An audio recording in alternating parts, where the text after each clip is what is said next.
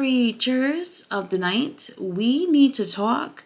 When I come on here, I like to spread the gospel of pro wrestling, especially AEW. I really like being able to kind of document them at their early stages with this company and see where they go from here.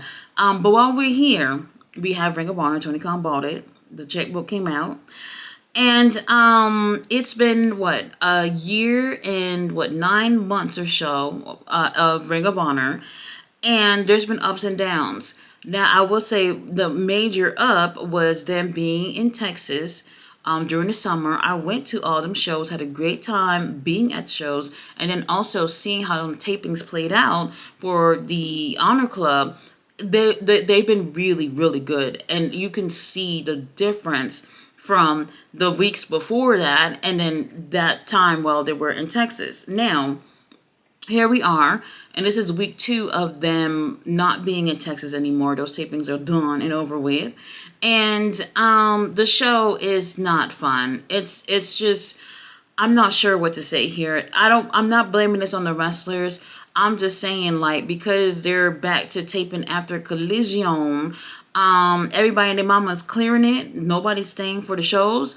And then on top of that, it's quiet. The people that stay are not even reacting to what's happening in the ring, which is criminal. And it's just like, oh my God, the vibe of it is just not the same at all. And I just feel like Tony Khan needs to, in between cities, hold dedicated days of just doing Ring of Honor tapings and then keep it moving to the other city. And then when them tapings are almost done, you film some more tapings. They got a single day in whatever city and just do a day of tapings and just keep it moving like this. So we don't have to have 1 hour shows, nothing but small little tiny mini matches like this is Speed or some shit, and people are just not gonna feel entertained by the time the hour is up. And after having really great shows of 2 hour shows with really great well, I don't want to say the best stories, but some stories was cooking. They had time for giving us a good amount of matches and everything, and it's not the same anymore. We did have a really great opening match with our boy Action Andretti versus Tony Deppen. Tony Deppen, where you been? It's been a minute since we've seen him in Ring of Honor, and he gave us a really great match with Action Andretti. Action Andretti, he was complaining a couple of weeks ago, and he even threw that burger out of Dante Martin's hand, and he said, look, we're not going to be in this company and not getting titles and sitting up here eating all the food and catering. We got to go out there and get opportunities for ourselves. So in this match, you could see him being more aggressive than usual. He really want to get a win. We have Lio Rush, who is ringside, who is doing the babyface thing and just standing there and being a good boy and not getting involved and just watching his friend take the W. Really great match. Tony Khan, make sure Tony Deppen is back again because I really enjoy him in the ring. Action Andretti looks great. I wonder what they're cooking for Action Andretti in Top Flight. We'll see. After this, we have the Iron Savages complaining back there, calling out the Outrunners. Now, they did attack the Outrunners last week, and the infantry came out and were playing Captain Saberhose and helped them. And this time, they're salty. They're a little jealous, talking about how the Outrunners have been getting popular. They're getting TV time. The fans are delusional and cheering for them, and that they should be having that type of momentum that the Outrunners currently have. Now, after this, we have the Iron Savages going against John Silver and Alex Reynolds. And for this week, Alex Reynolds and John Silver are baby faces. Last week, heels. The week before that, baby faces. Holy shit, this is so inconsistent that it's consistent. I don't understand what is happening here. But I would say that this was actually a pretty good tag match.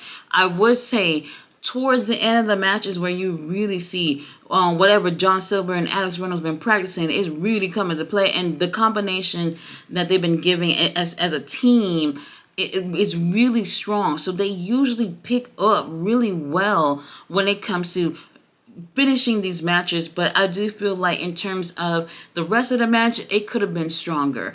Iron Savages did not take the win, and when I was saying I want to see people going to Titty City, I didn't mean wanting to see the members of the Iron Savages going to Titty City, but we can't all get what we want in life. After this squash match with Abaddon versus Livia, I think her name was Livia.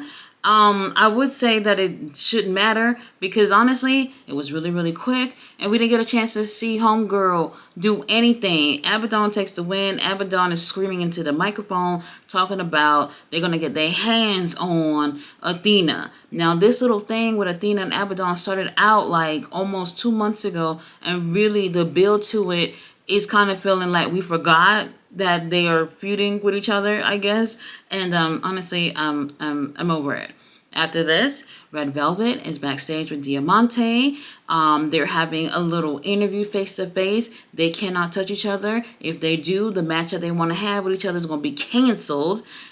So they're just trying to be as friendly as possible without clawing each other's faces off. Now, Red Velvet actually has a custom women's TV title. The strap is red for obviously Red Velvet, and it's cute. It's really cute, and I really do hope that we would get a chance to actually see some other titles with red straps on it. I think it looked great for Ring of Honor title. Now, long story short, they're gonna have a match with each other at some point. God knows when.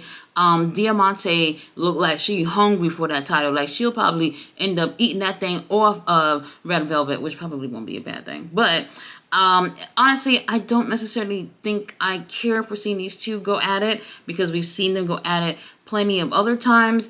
And whatever they're going to do, it has to be different. It has to be different. And Red Velvet, she needs to be a little bit more aggressive. Red Velvet will be in the CMLL Grand Prix for the women's. Now, they did the men's last month. This time they have the women's. Oh, damn, I forgot what day exactly, but she's going to be going over there. She's going to be representing Colombia, so that's going to be really interesting. I'll let you guys know a little bit more about that when I get some more details, but that's going to be interesting. I'm not sure about Diamante versus Red Velvet, though. After this, we do have Brian Cage versus Alec Price. Now, Alec Price, I'm not familiar with him, but what he was trying to do, I was interested in actually seeing him be able to execute those things. But obviously, this is Brian Cage we're talking about, and they want him to look good and strong. So Brian ends up taking the win in pretty much a squash match. Brian Cage should be holding a fucking title somewhere. Like, I don't understand what is it that we're doing. What are we doing? And not to get at Pastor Briscoe, because y'all know I love me Mark Briscoe. I love Mark Briscoe. Orange Cassidy and them is not going to make me hate Pastor Briscoe. He's not involved in the show at all. And knowing the history of the Briscoes, knowing the history of Ring of Honor, you would have thought that he would be more involved in Ring of Honor. And honestly, not at all. If anything, Brian Cage could have taken that title because I know he'd be on the show. There's quite a few other people that I think would be qualified to be holding that title. Brian Cage shouldn't be in no little squash matches. Tony Khan, we gotta do better than this. After this, we have LMK and Christina Marie versus our minion overlord Athena and Billy Starks. It's whatever. I'm bored. I'm fucking bored. Y'all already know who takes the win here. They go and attack the girls after the match, and Abaddon come out there to save our local talent. And yeah, I don't know. I don't care. Athena, you know I love you. I love you. It's just I don't know what's happening here. Why isn't she on AEW? Y'all keeping her with this title. I know she calls herself the Forever Champ. She just broke Samoa Joe's title reign in terms of being the longest Ring of Honor champion of all time, and that's great. However, it's time. It's time for her to move on up. There's nothing left for her to do. And instead, she's getting into shenanigans that honestly isn't really needed. After this, we do have Commander versus Johnny TV. And I have to say, this was very strong up until Commander. I think he might have twisted his knee or something with one of the legs. And then from there, it was not good at all. All the big spots, he missed them all, like horribly. If I was a promoter and I saw this match and I knew I was going to have to put it on TV, it wasn't live, I probably wouldn't air it. I probably wouldn't air it because I don't know what happened with Commander, but it was just like, okay, you messing up all the big spots. And I mean, I understand it's really important to really try to execute those big spots, but it just was not working tonight. The match started really strong, and it just didn't work that way.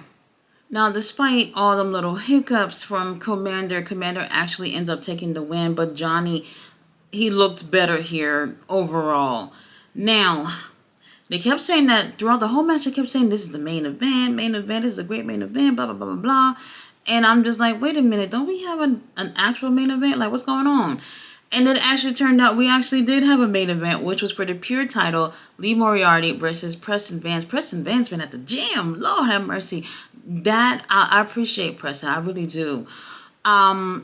It was, okay, so I'll say this. I enjoy this. However, Lee Moriarty is almost feeling like he's like the only actual technical wrestler over there. There's a couple of them over there.